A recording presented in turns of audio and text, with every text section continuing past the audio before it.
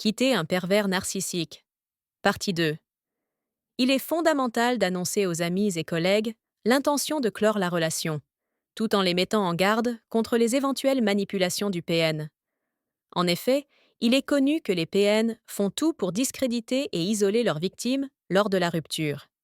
Son habileté à susciter la pitié est impressionnante, et il n'hésitera pas à exploiter tous ceux qui l'entourent, qu'il s'agisse d'enfants, de proches, de collègues ou de professionnels. Enquêteurs sociaux, psychologues, gendarmes, juges, professeurs des enfants, pour anéantir celui qui lui inflige l'outrage de le délaisser. La victime devra donc s'efforcer de rester en contact avec ses proches et intervenants pour ne pas lui laisser gagner trop du terrain. Il est aussi important qu'elle veille à ce que les mensonges du PN ne prennent pas racine dans les esprits.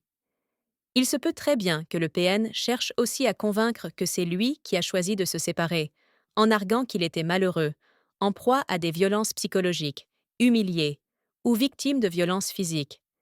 Il n'est pas rare qu'une rupture avec un PN se termine par une voire plusieurs procédures judiciaires. Il est très procédurier et peut multiplier les dépôts de plainte, toujours sans fondement. Le PN apprécie les procédures judiciaires, mais uniquement lorsqu'il a l'avantage sur la partie plaignante. Cela lui donne l'occasion de briller et il aime être sous les projecteurs. Cela constitue un terrain idéal pour lui, pour manipuler les apparences et les émotions bienveillantes.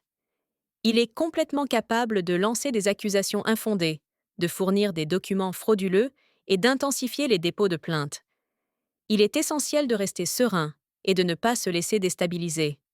La personne concernée devra prendre le temps d'examiner attentivement chacune de ses attaques, ses éléments de preuve et ses arguments, et elle constatera alors que tout cela n'est qu'un bluff. La victime, de son côté, ne doit soumettre au juge que des preuves factuelles. Il est nécessaire de préparer son départ en mettant fin au transfert vers le compte commun, en modifiant les accès Internet au compte privé, et éventuellement en optant pour un autre établissement bancaire. Le PN est réputé pour siphonner les comptes de sa victime dès qu'elle réussit à lui échapper.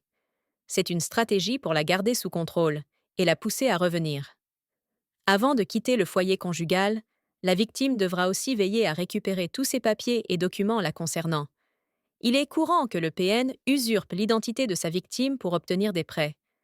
La victime devra procéder à la recherche d'un logement de façon discrète et ne parler de son départ au PN qu'une fois que tout aura été soigneusement planifié. Bien que cela soit compliqué, la victime doit garder à l'esprit qu'avoir une relation avec un PN ne tournera jamais vers le haut et qu'aucune amélioration n'est possible.